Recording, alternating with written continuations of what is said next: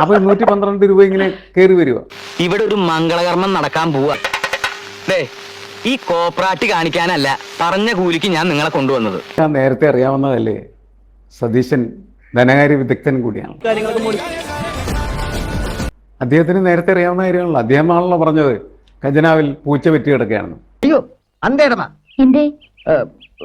അല്ലേ ഇല്ലേ ഒന്നുമില്ല. വരില്ല. 112 കോടി രൂപ എന്ന് പറഞ്ഞാൽ അങ്ങനെ വരില്ല.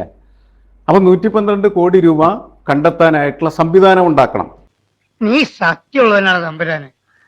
കണ്ട തിരി കത്തിച്ചപ്പോഴേ 2026 UDF ഗവൺമെന്റ് വരുമ്പോൾ ആദ്യത്തെ ക്യാബിനറ്റിൽ നിങ്ങളുടെ തീരുമാനം ഉണ്ടാവും.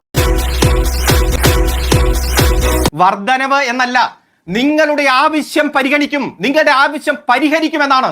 ആദ്യ മന്ത്രിസഭാ യോഗത്തിൽ നിങ്ങളുടെ ആവശ്യം പരിഹരിക്കുമെന്ന്. അളിയെ ഇന്നലെ രാത്രി കാണാൻ പറ്റിയില്ല, ഒത്തിരി ലേറ്റ് ആയില്ലേ? സ്റ്റഡി ക്ലാസ് ഉണ്ടായിരുന്നു. എന്നിട്ടെല്ലാം സ്റ്റഡി ചെയ്തോ? സ്റ്റഡി ക്ലാസ് എടുക്കുന്നത് ഞാനാ. എന്താണ് അവിടെ ആശാനെ?